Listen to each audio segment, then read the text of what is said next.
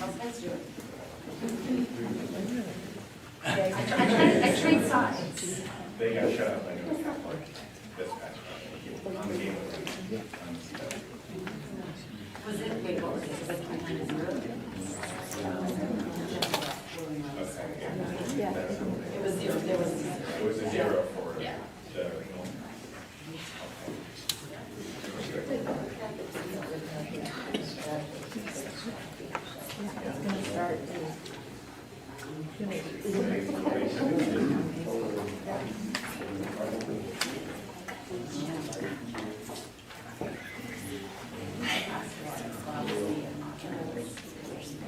Well, That's first step. But when he has a teaching assistant, she typically asks about and that's, yeah. so Jack Sawyer was one of the students growing, yeah. How long ago?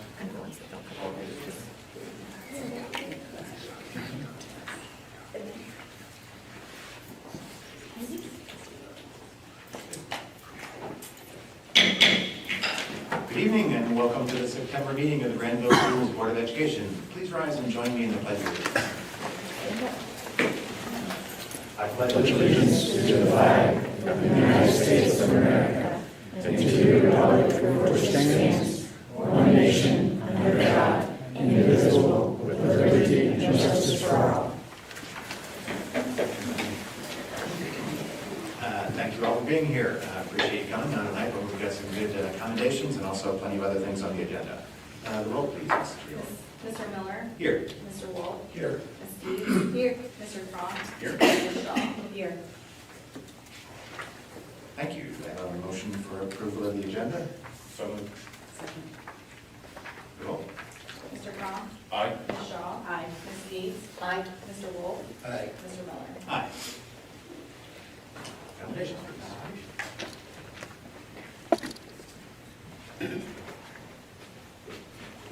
Okay, good evening. Tonight we have the wonderful opportunity to commend several teachers. First, we'd like to recognize the Jody Van Tyne Award winners for this year. The award is given by the Granville Education Foundation. Melanie Kohlheim is here representing them. Melanie, come on up. You can say a few words on their behalf and then I'll wrap up. How's that sound? I would love to. So my name is Melanie Kohlheim, and I serve on the Granville Education Foundation's Board of Directors. And I was thrilled this year to be chairing the committee for the Jody Van Tyne Award and the Thank a Teacher efforts that we do throughout the year. This year, GEF was thrilled to receive 24 nominations, more than double what our pool typically is in the past. 7 of those nominations actually came directly from students, which we thought was really neat this year. And many parent nominations actually included quotes from their kids. I personally review medical research grant proposals as part of my job, and this was the most daunting task I've ever been presented with. Each and every nomination was for a teacher who was very deserving, and everyone did receive an email from me the week following the back to school event, yes, and that had excerpts of the nomination letters in them. So I got a lot of response back from that the teachers appreciated that, so I plan to stay in this role again, at least for another year, and to help establish, building up that award and continuing the good work that we do. So. Thank you. So our 2 teachers that were identified this year are Derek Fisher, Latin teacher at GHS, and Lori Fuller. Come on.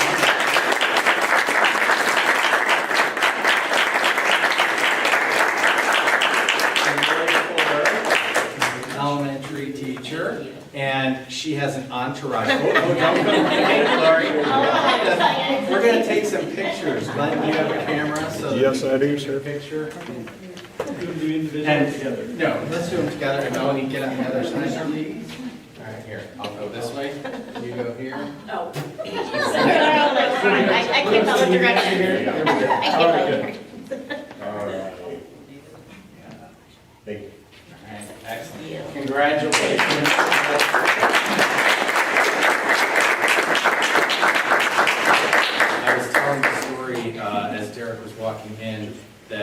I was at a state meeting last week and they were talking about who has Latin anymore. And I raised my hand and I said, we do. So thank you, Derek, and you do a fantastic job. And Lori's been instrumental on our Battelle for Kids SOAR team, who's been leading a lot of the initiatives over the years, so very well deserved. Next, we'd like to highlight our Transcendia Excellence in Education Award winner. Transcendia has sponsored this award in Licking County for many years. Transcendia has a plant on 79. They are a plastic films company, and they recognize excellence in math and science educators. This year, our award winner is Kat White, GMS science teacher. Kat was selected by her administrator for her tremendous creativity and dedication to her students. Congratulations, Kat. Well deserved. Come on up, and she has her 2 little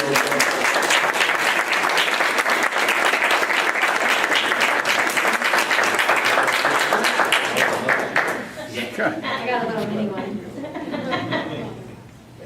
Excellent. Congratulations as well.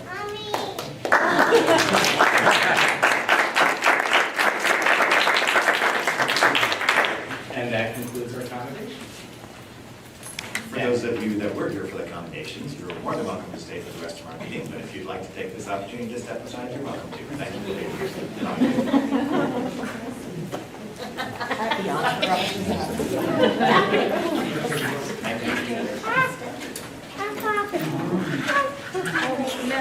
Oh, ma'am. I got it. Oh, thank you.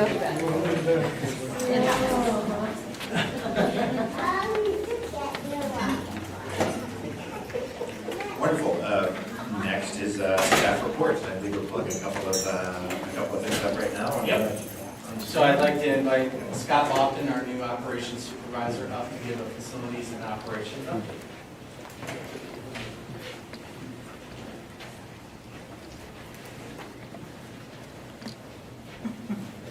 Good evening. So this is the culmination of the second month that I've been here. And look at all you're going to accomplish. So just kind of want to walk through a few things that we've been able to do prior to me arriving, and then things we have scheduled to do in the future. So in the last year, we've replaced boilers at the middle schools, at the intermediate school, and the high school. The part about operations is that it's all guts, right? There's nothing about teaching, so I get the ugly part of what we do. It's important. Paving at the elementary school, and then we also created a new parking lot behind the tennis courts for softball and soccer, which is really a godsend because it's packed all the time. Installed 7 new water bottle fillers, and we plan on keeping that going as we get funds. We'll keep adding those throughout the district. Resurfacing of the tennis courts, playground at the intermediate school, and now the stuff that makes everybody happy is the air handling units at the elementary school, air handler 1 and 2, and then also food service. We added walk-in coolers and then a steamer, and one that I'm really glad that we did was the upgrade to the radios for the buses, because there were a few spots throughout the district as they were driving around that it was just hard to communicate. And as we all know, that communication is vital when we're moving students. Here's some pictures. As I said, there's nothing sexy about it. You have a couple of boilers and then parking lots, and the bottom middle is the new parking lot behind the tennis. Hope we have some better pictures next year, but this is what we have. So for future projects, continue replacing air handlers at the high school, middle school, and then the exterior doors at the middle school are starting to fail. They're starting to show wear and tear and not closing all the way, and ground underneath is starting to move. So we need to really take a strong look in getting that changed out. We will also continue to replace flooring throughout the district. I believe we did 10 last year, and we will continue that process. And then we're also going to place all of our buildings on a painting schedule so that we can rotate it through instead of, here, here, here. Having a more coordinated effort where we can go in and knock out a lot of rooms, a lot of hallways at one time, so that we can stay on a strong schedule and make sure the painting looks great. And then also at the elementary school, the older portion of the building, it has wood windows, and they're starting to fail, so we need to upgrade those to a more current form of window. All right. Last, we have some opportunities. We had some departmental changes leading up to this year where we brought maintenance and grounds in-house, and that is working really well. Good communication, things are getting done. We're continuing to work through work orders and stay on top of those. And then we brought in Harvard as a third-party vendor to do our custodial work. And so we've been able to relate to them what our expectations are, what our goals are. And we're working through that. There's always that period of transition that we're working through. And they're coming on strong, and we just hope that they just keep getting better and better as we go throughout the year. Staffing-wise, we're down 2 positions in maintenance and grounds. So far, candidates have been thin, but we've talked, and we're trying a few different things to get the word out there about the positions. And I think that hopefully in the next month and a half, we will have those 2 positions filled, and we'll be at full staff. So that is it for presentation. Are there any questions? The work on capital project upgrades and just continued maintenance is so important, right? It's really great to be in a position where we can do long-term planning, right? Because if you let these systems get too old and fail, or let the paint go too long before you take care of it, you end up replacing walls and windows in bigger systems instead of doing regular maintenance. So it's great to have your insights and laying out that regular plan. It's important to be able to do it on your time instead of having to do it when something goes down. Ultimately, less expensive at the end of the day. It really is. It's important to do it on our time. Yeah. The one thing that I will try to do is make sure we maximize that asset. Because the more life we get out of it, the better dollars that we're able to continue to use in different things. So we'll maximize the life, but we will work not to go too far on that. Great. And we have a great group of community members on our Operations and Research Superintendent's Committee that would love to kind of hear about the long-term plans and capital projects and things like that. And maybe we can plan something this fall or sometime that you can get together and meet them, right? Because they've been really instrumental in helping steer our capital investments and steer our kind of maintenance schedules and so forth. And they'd just be good to update on some of these things. I would like their insight. That'd be great. Yeah, good. I just have a quick question. So why did you decide to, or why did the district decide to contract out for custodian? Didn't we have a period of time, I might be completely wrong, but I thought we contracted out, then we hired in-house, and now we're contracting out again? Did I make that up? Somewhat. Okay. Yeah, so we have always outsourced custodian. Okay. But there were periods of time where maintenance and HVAC were in district, then out of district, then back in district. So those positions have fluctuated, but custodial has consistently been outsourced. Okay, and is that easier for administrative, like, why would you do that? I'm just curious. Well, I think what we try and do is minimize the cost. And so, sometimes we get cost savings from, outsourcing in the bidding process. And, we were with ABM for several years. We had communicated to them that, we needed things to improve, and we thought it was appropriate to outsource it, continue to bid and outsource it again. Yeah, okay, thank you. And I think again, we're getting some of our existing employees or the previous employees that worked in buildings and things like that, and they're specialists in this. We're specialists in educating kids. right? And I think we need to have our focus there. If there's someplace like that that we can outsource and, achieve some, efficiency of cost and so forth, yeah, it's probably the right thing for right now, but, we had such challenges. If you don't have the maintenance people that are focused enough, I think it makes sense to bring them back in-house. The one thing with custodial help is they have multiple branches throughout this area. So if we go down a couple custodians, sick leave, things like that, they can pull from those other groups and help us out. Right now, it's just really difficult to have substitute staff Yeah. ready to go. And the last thing you want to do is go without, for cleaning needs. It's tough to try to spread it out over 8 people. When you have 10 people and you have to spread out over 8, it makes it very difficult. Well, welcome aboard. Yeah. And we're glad you're here, and we're looking forward to a lot of great work in the future. Great. Thanks, President. Thank you. Yeah, thank you, Scott.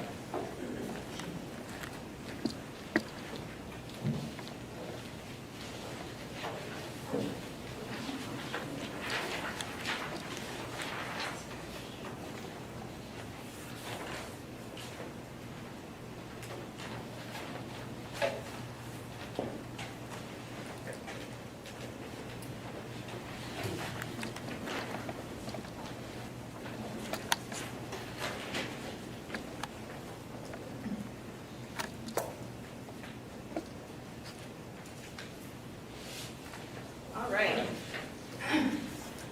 So, August 2023 financial report. We are 2 months into the fiscal year now, and about $2.3 million above where our cash balance was last year. This is largely our carryover cash balance from last year contributing to that. So, if you recall, we have the cash balance cycle that happens from year to year, but also within the year. So August is a high point for our cash balance for within the fiscal year. So that's largely due to the property tax settlement that we received this month, which we'll show on the next slide. So we'll start spending down from here to our low point projected to be in January, and then build back up again once we receive the spring settlement. So for the month of August compared to last August, property tax, or local tax revenue rather, is up over last August. If you recall from last month, we had timing variance. So with the property tax payments, what ends up happening is in some years we collect more in July versus August, and that evens out once we look at year-to-date numbers. So that's what's happening with local taxes. And then I have a link here that I just wanted to do a quick plug for related to property taxes, just to make sure that everybody has seen this. So this was an article that we put out related to the reappraisal process.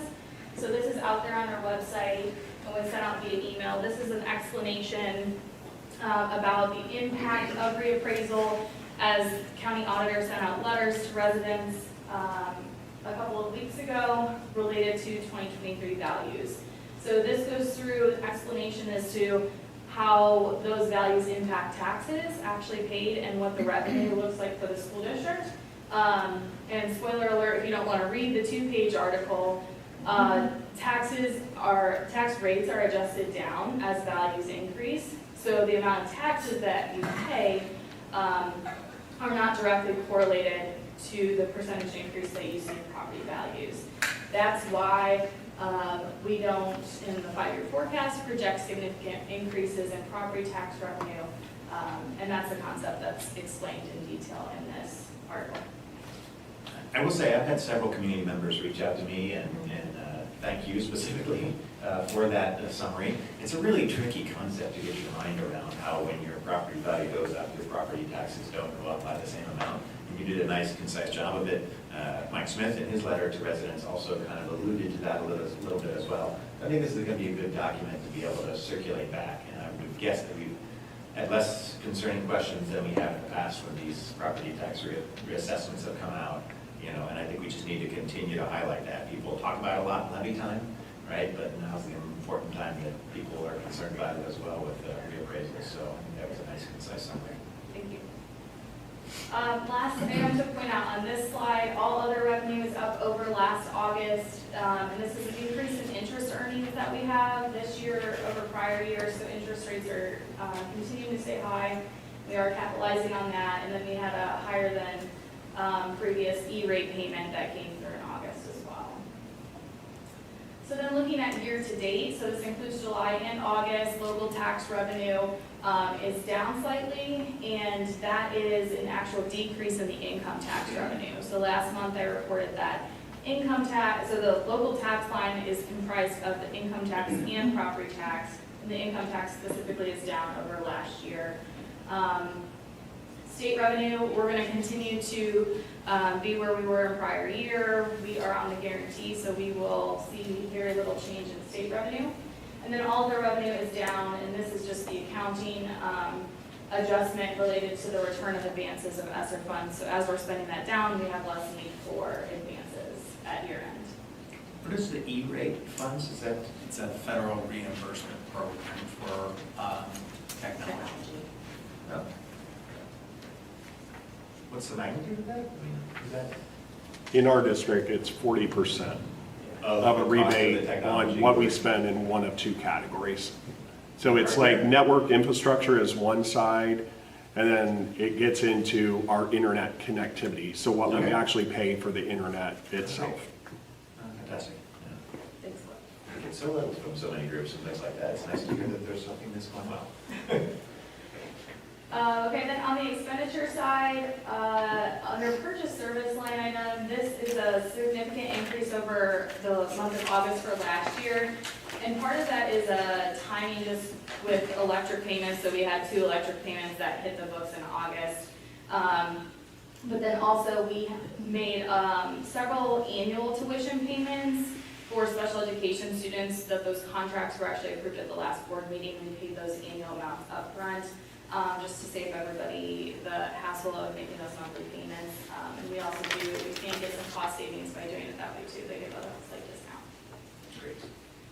And then looking at expenditures year to date. So normal increases for salary and benefits related to steps and staffing changes.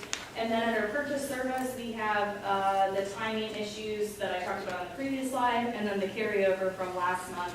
That we'll continue to see through this year, so we have that ADM payment that we paid in July. And then all other expenses, this includes the capital, or the transfer to the capital projects fund that we talked about, related to the upcoming HVAC project. So again, we will continue to see that shown here as a transfer out of the general fund. Once we actually start spending, we haven't received any invoices yet related to that project, but once we do, we'll have an additional supplement to the monthly financial report that shows the detail of those expenditures. Good. Then for COVID-related funds, so we are really starting to get to the end of the life of these funds. So no change to how we have either already spent or how we are planning to spend the remaining funds. So this is just a reminder of how we have spent almost the $2.9 million. So this slide shows just the remaining sources. So then rather than rehashing every source that we've had, this is just those funds that we have left to spend. So ESSER 2, I'll point out, that is now fully expended. So that's another one that's going to fall off of the monthly report next month. So we'll just have these 3 remaining sources left. So we have summer intervention next summer, and the temporary intervention position at the elementary that we're continuing to fund. And then lastly, we have the cash reconciliation. Nothing really too exciting here, but I will point out this athletic change fund. So as a new requirement this year, we are required to accept cash at athletic and other districts events for admission. So in order to accommodate that, we have outstanding cash to use as a change fund for those events. So for audit purposes, we wanted to add that here. Do you have a sense for how many people are electing to pay cash versus card at the gates? More than I expected. I don't have any specific amounts. I could run some numbers, but it was more than I expected. Yeah. But as a reminder, we are charging the same price for cash tickets versus online tickets, and that is including the fees. So there are not fees on top of the electronic tickets. I think that's great, right? That way, people that choose to use the electronic tickets and things like that, it, eliminates our need to deal with cash and makes it cleaner that way and doesn't make it any more expensive for them. So I think that was the right move. Yep. And that is all that I have. Very good. Thank you.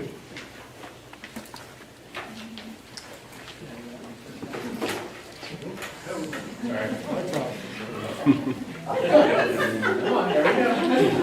You're up. Any other staff updates? That's it? Okay, fantastic.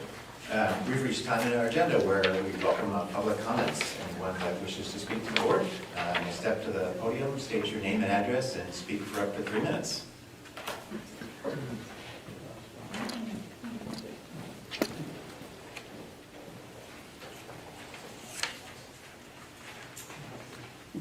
Good evening, my name is Sarah Boulware and I live in Park Trails. A few weeks ago, on the second day of school precisely, 11th grade English teachers assigned students the task of reading a book from a list of, quote, banned books and writing about whether or not the ban was justified.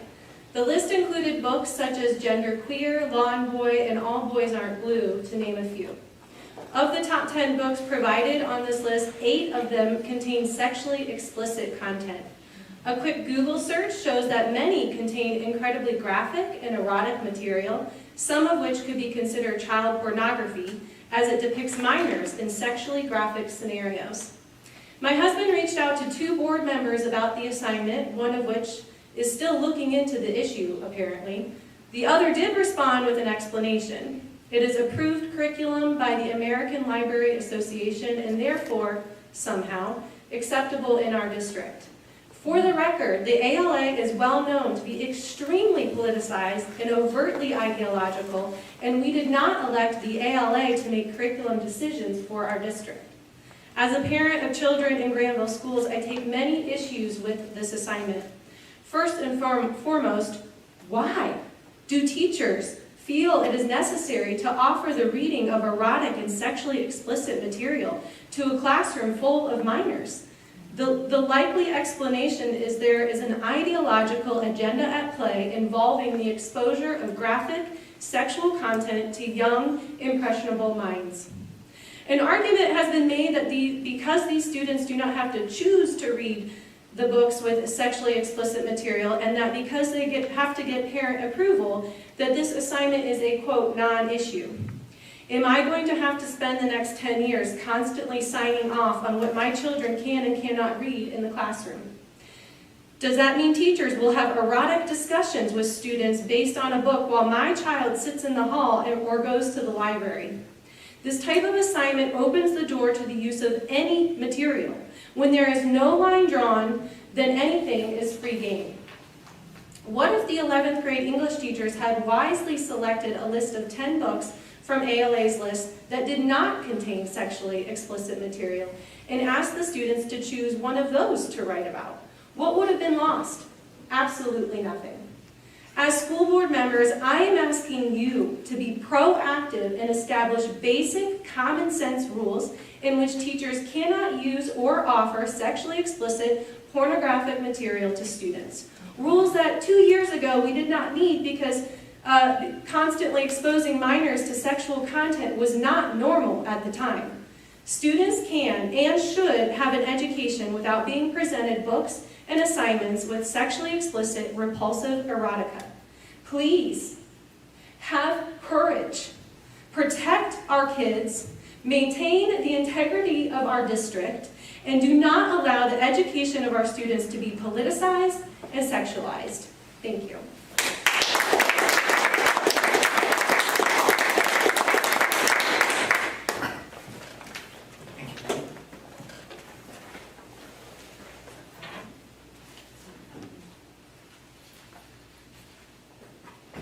I think Sarah will ask me. She's a lot more well-spoken than I am. They're going to be a lot more easy to talk to, I think. I'm up here to talk about the same issue. So, yeah, there's banned books that were sent out via 11th grade curriculum to all students in 11th grade, not just one teacher providing this. And I did some research on it as well, and I just picked 3 of the top 10. She's right. All top 10 had either sexually explicit or LGBTQIA+ material in them. The genderqueer is banned or challenged and restricted for LGBTQIA+ content and because it was considered to have sexually explicit images. The Hate U Give, banned, challenged, profanity, violence, promotes anti-police message and indoctrination of social agenda. The Bluest Eye is banned, challenged, because it depicts child sexual abuse, which is sexually explicit. So I printed out some things. Is that video over here? I think we need to look at these. So this is from Genderqueer. I got 2 from Genderqueer. This one says, when I finally got old enough not to be embarrassed talking about this stuff with my sister. So it appears here, I'm not sure, I think this is probably why we have gender dysphoria in our schools. This appears to be a male and a female for those who are interested in looking at it. The male asked the female, it really never occurred to you to put something into your vagina. It's not even a finger. To which the other person says, it really didn't. So you've never tasted yourself. What? No. Ew. And he says, wait, you have? Ha ha, of course, you should try. And so, he showed the finger. That's good, that's good. I have another one, also from the Genderqueer. So this one obviously is what I would call child pornography as well. So, fast forward, we've been dating for 2 months, we've made out, we've had sex, we've moved on to sexting at work. I've got a new harness today. Oh, this one depicts him, he's at the library. Welcome to the library on his computer, working. I've got a new harness today. I can't wait to put it on you. It will fit my perfectly. You're going to look so hot. I can't wait. I'm going to give you.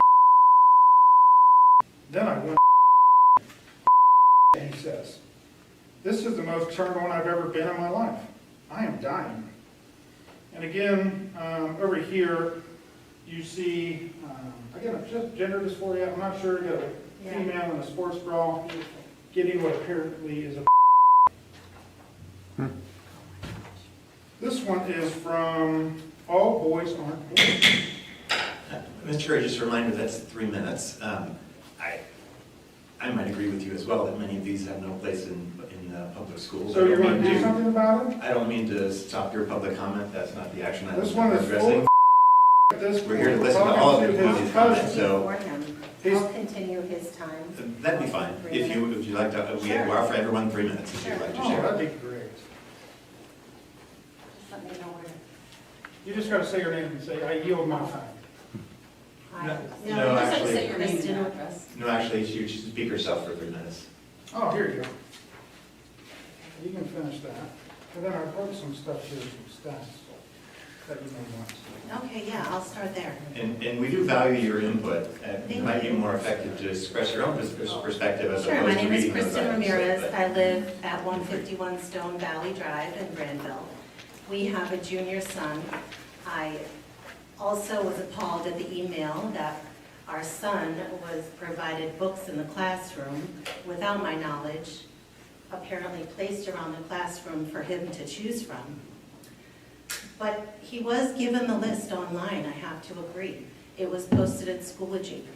Yet he was provided all these hands-on books to look at that day. He came home with the form and 3 books listed. We discussed them. None of them were LGBTQ or sexually related, thank God. But we would have discussed them. He wanted to read The Kite Runner. I said, you understand there's a little boy rape scene in The Kite Runner. He said, but your dad served there, and it's very real. He didn't want the book because it was sexually explicit. we had to figure out a solution for my son, and we did. So anyways, picking up from Joe, I'm a little nervous. I wasn't That's fine. planning on doing this. The CDC recommends reducing sexual behavior among high school students. Currently, 47% of students admit to having sex. Over the past 5 years, suicide has been the second leading cause of death for people ages 9 to 19. 45% of all LGBTQIA youth, have seriously considered suicide within the past year. 45%. LGBTQIA+ youth are more than 4 times more likely to commit suicide than their peers. One suicide attempted every 45 seconds. Yet we are pushing this on our students. And if we are listening to science, the CDC stated these stats. If we are believing the CDC with regard to masks, why aren't we believing them with regard to our children's lives? I'll leave it at that. Thank you for providing this data. Okay, here's, I guess, another excerpt from a book. Which book is this from? I apologize. All boys aren't blue. All boys aren't blue. You then asked me, do you feel that? Yeah, but I laughed and said, get your hand off my butt. You giggled, that's not my hand. You're lying, I said. You then placed both hands on my hips as we lay side by side. There was still something poking me. You were at this point. I was nervous. We gonna get in trouble. You can't tell anybody, okay? You said. You promised that you're not gonna tell anyone? I promised. You then grabbed my hand and made me touch it. It was the first time I had ever touched a that wasn't my own. I knew what was happening wasn't supposed to happen. Cousins weren't supposed to do these things with cousins. But my body didn't react that way. My body on the inside was doing something too. And so it must be a good thing if your body reacts a different way at the age of 16 and 17 years old. It must be a good thing. Thank you for your time. Thank you.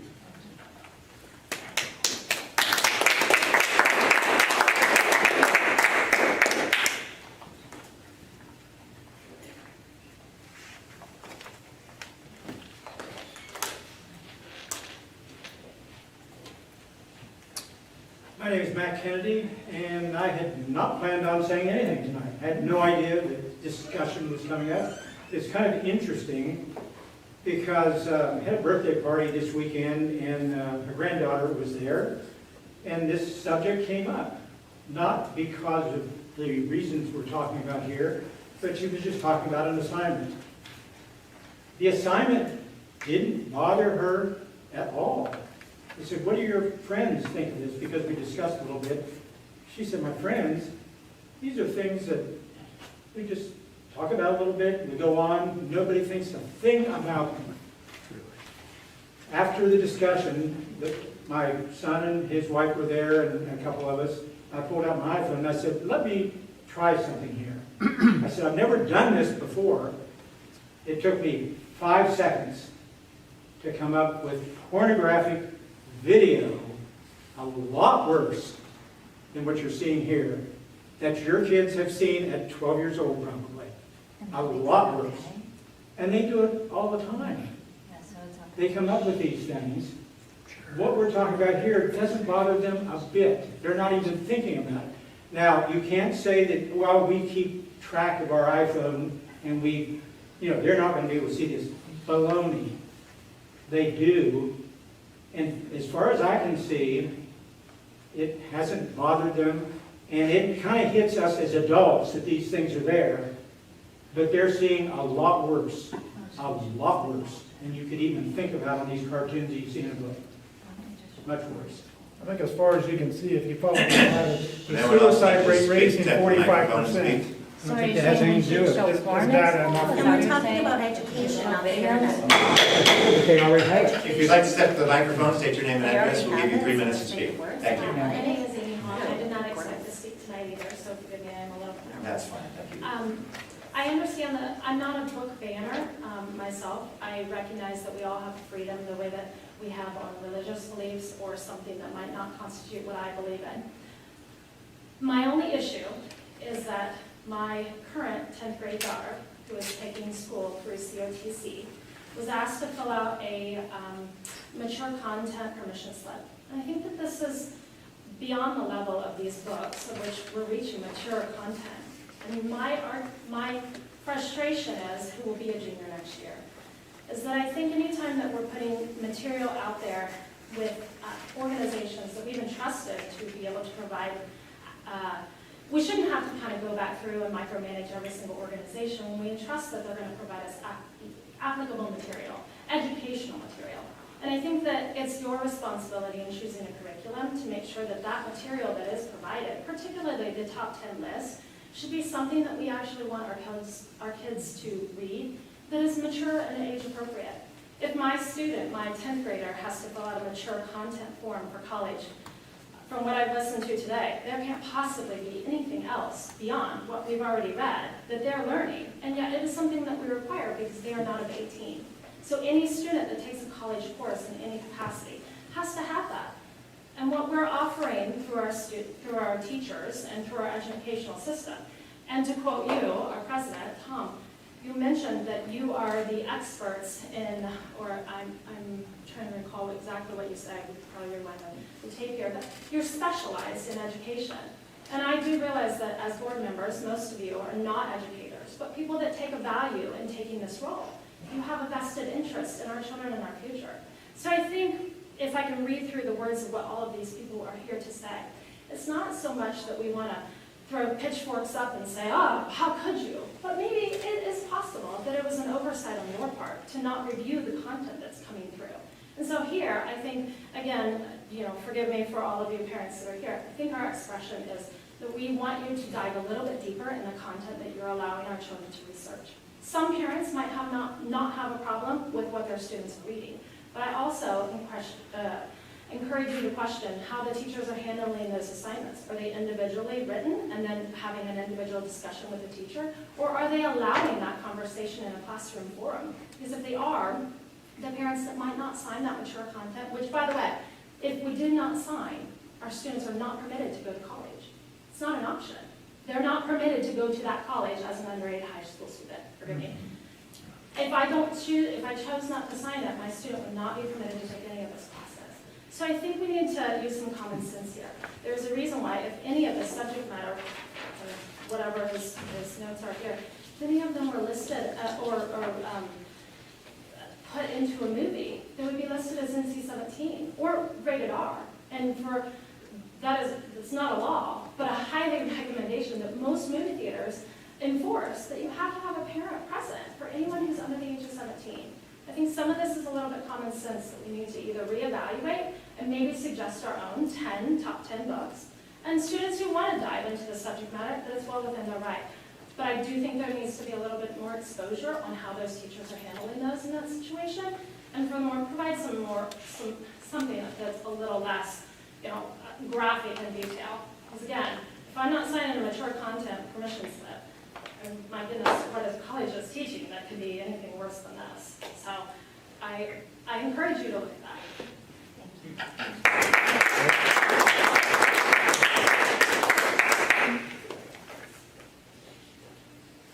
Any further comment? I want to say sincerely thank you for all of you that come to the meeting and speak up. Thank you also to those many folks that have contacted us outside of the meeting. I can assure you that I've heard you, and I'm sure we'll be looking into this more and trying to understand the best path forward for us, so I appreciate that. Okay. More discussion. So I want to start just framing a little bit, just to make sure everyone understands. Obviously, I appreciate all of the comment and conversations about continuous improvement opportunities are always something that we're open to as we continue to adapt to meet the needs of our students. The goal of the project is critical thinking and looking at things that are controversial with that critical thinking lens. Because it's controversial, there is a requirement to notify parents ahead of time, so a parent letter is communicated.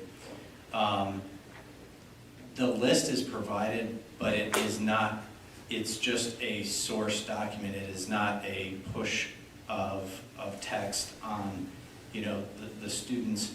There are some text available in the classroom as reference. So the intent is for the parents to be completely involved in that process, like the mature sign-off document. If a parent and a student cannot find a book present, there is an alternative option. They can propose a book themselves. I know that has occurred, but I do believe that we will continue to look at the assignment, make sure that we are achieving the goal of developing critical thinkers. And so that's one of the things that I'd like to start with as far as training.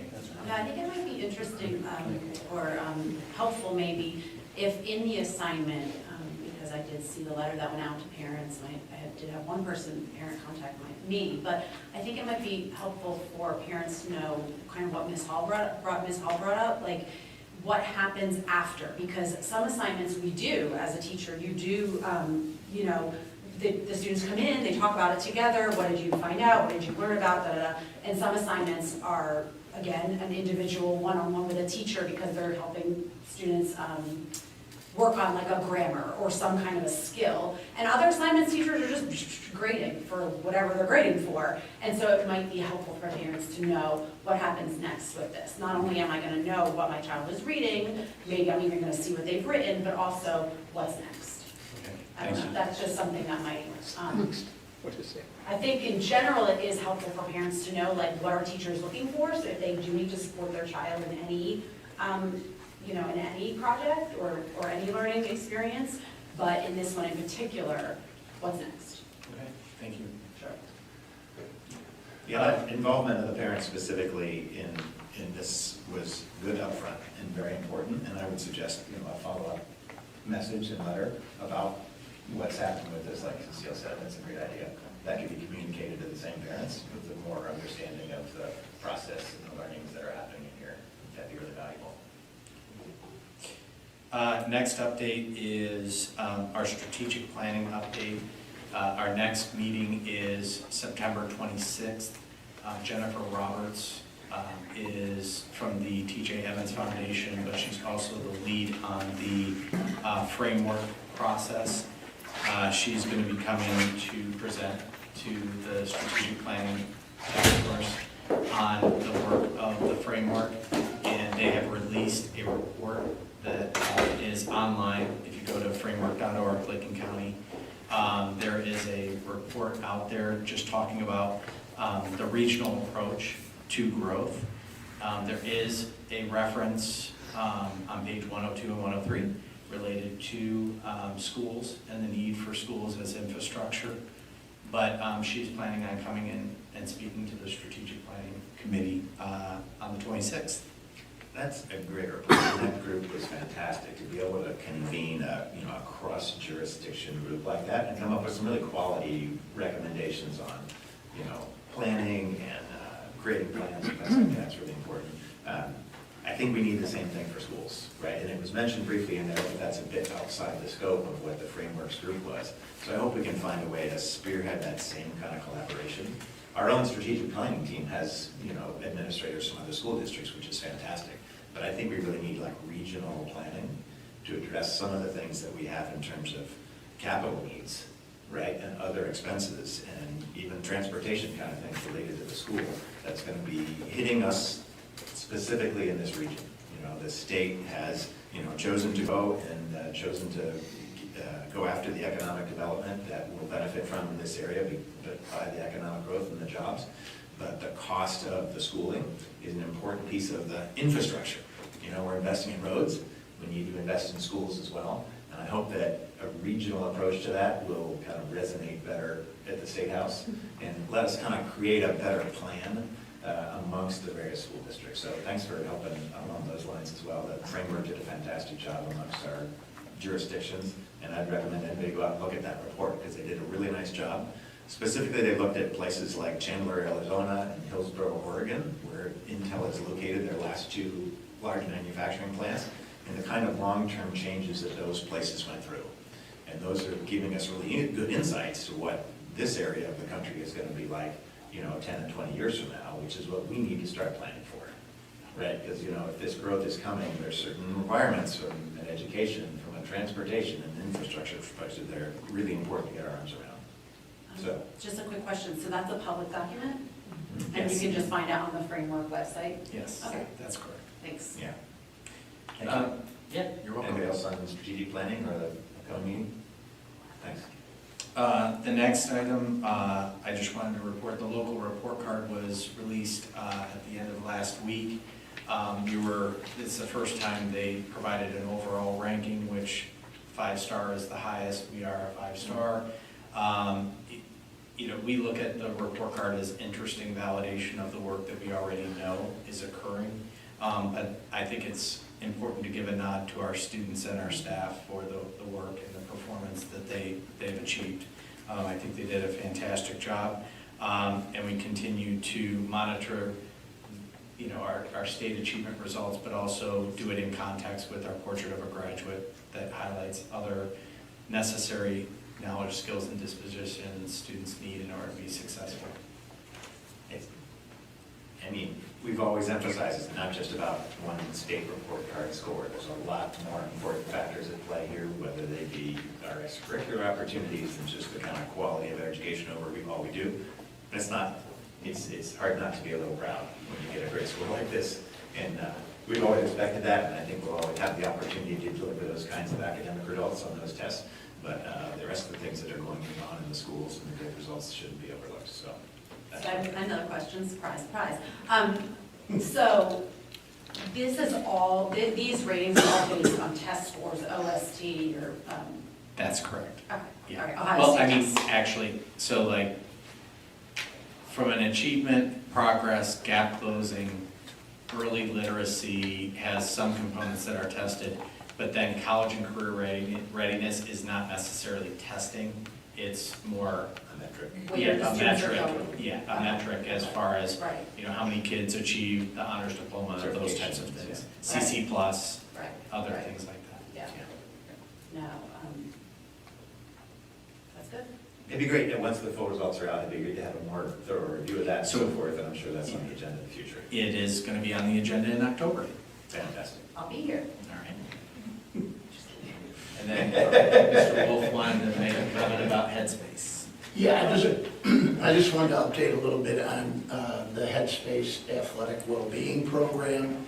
I know that the coaches have gone through 2 sessions, and they've engaged the Varsity G Club, which is going to help,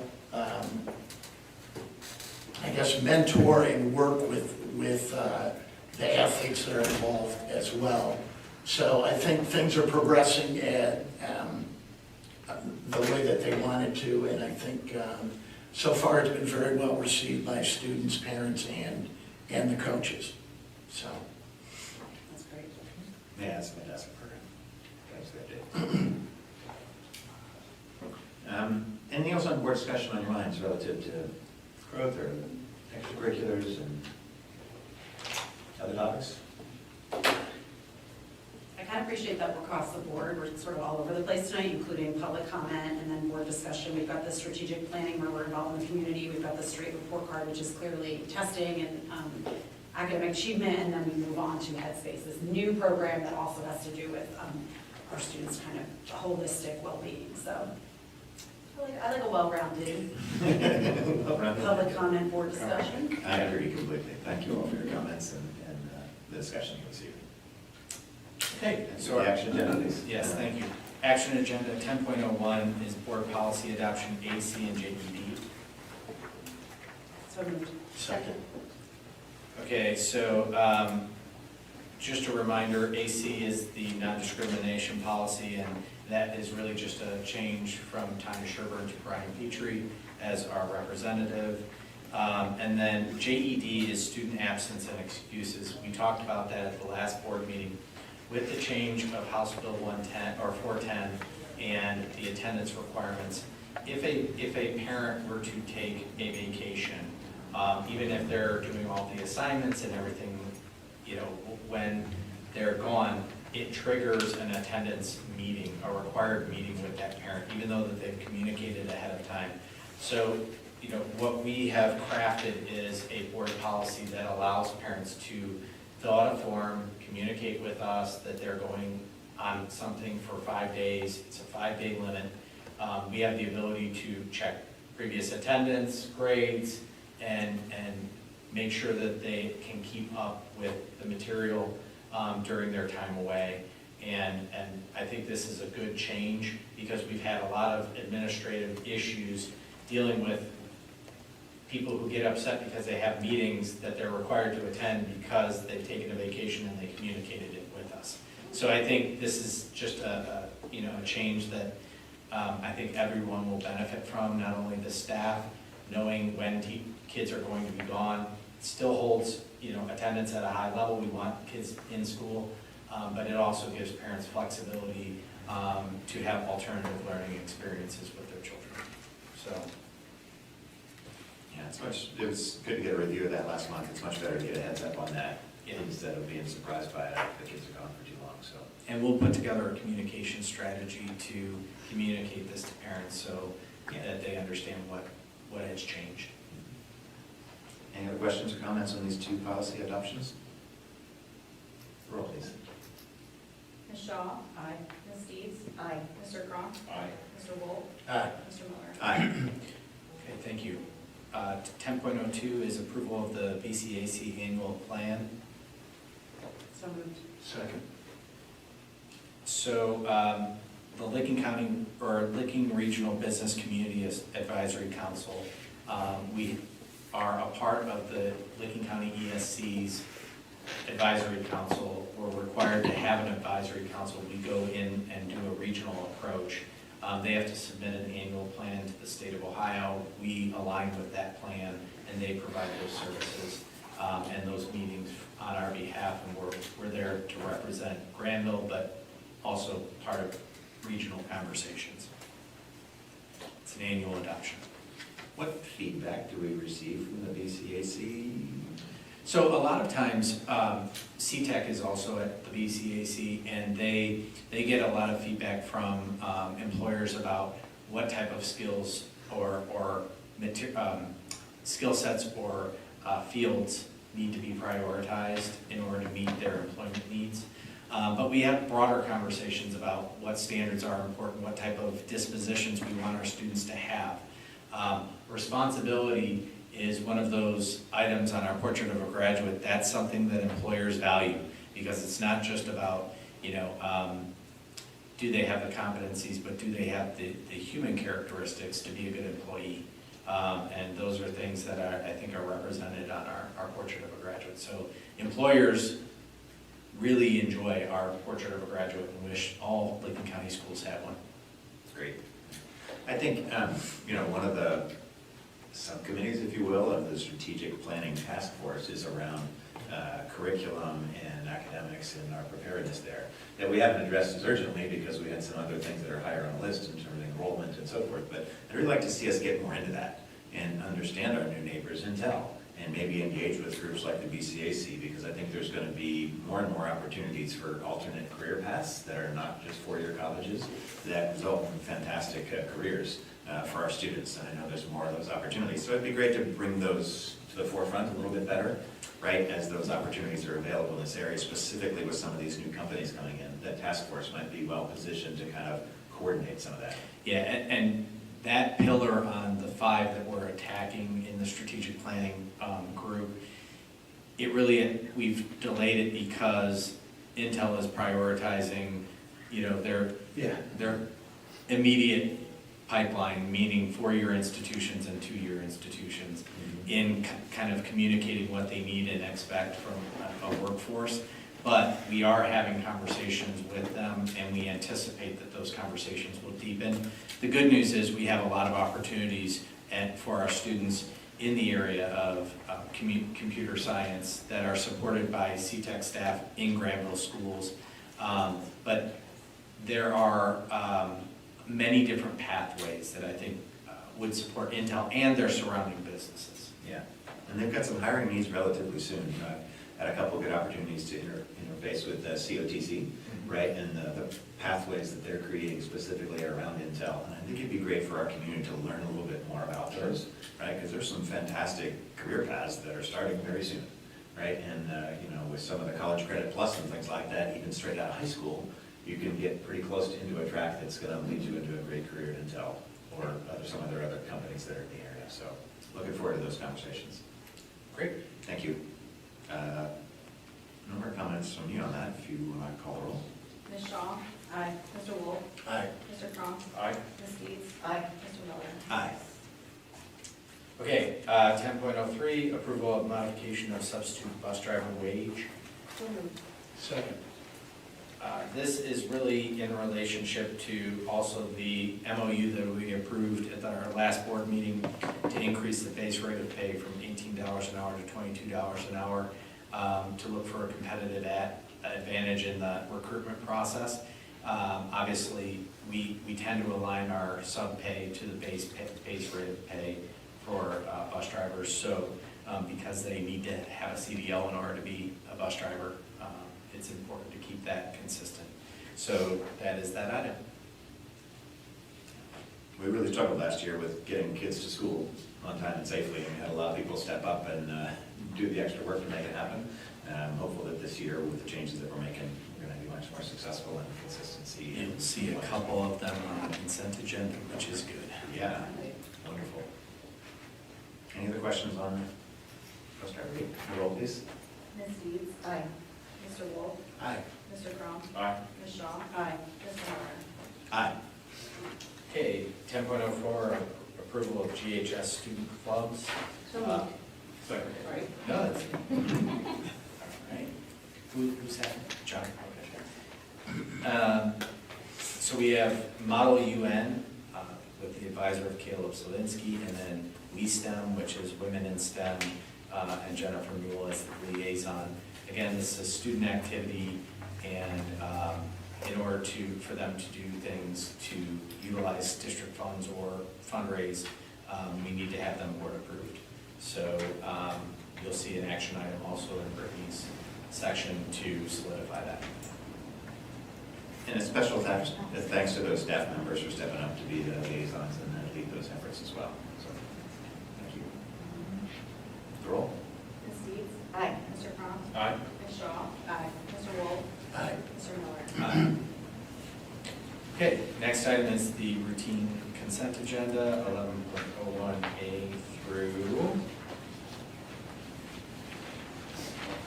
D. So moved. Second.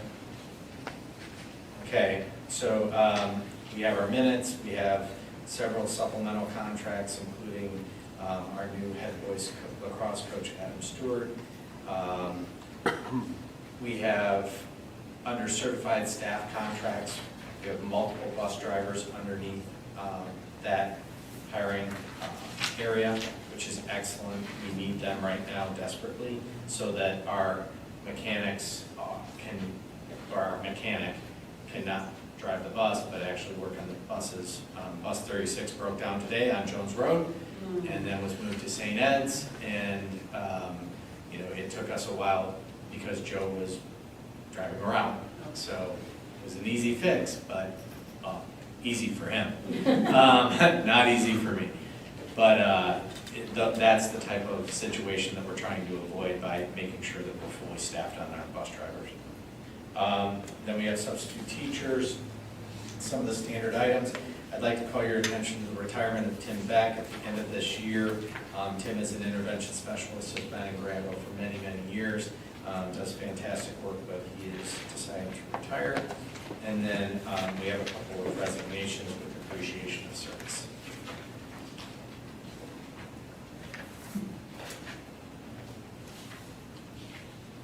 Any questions from there? Very good, roll please. Ms. Shaw? Aye. Mr. Cron? Aye. Ms. Deeds? Aye. Mr. Wolf? Aye. Mr. Miller? Aye, thank you. Item 12.01, approval of the August 2023 financial report. So moved. Second. Any other questions or comments? That's great, thank you. Roll. Ms. Deeds? Aye. Mr. Wolf? Aye. Mr. Cron? Aye. Ms. Shaw? Aye. Mr. Miller? Aye. Item 12.02, approval of the permanent appropriation resolution for the fiscal year ending June 30th, 2024. So moved. Second. This is our appropriations, which is basically the highest level of budgeting for the district. In June, we approved temporary appropriations, which allow us to begin spending at the beginning of the year, and then at the September meeting, we're always required to approve them as permanent, but we are able to revise those with board approval throughout the year, which we often do when we get, basically, any time that we would get funds that we didn't know were coming. So this time we increased for a grant that we're anticipating receiving, a couple of changes in allocations, and then some budget changes to the general fund.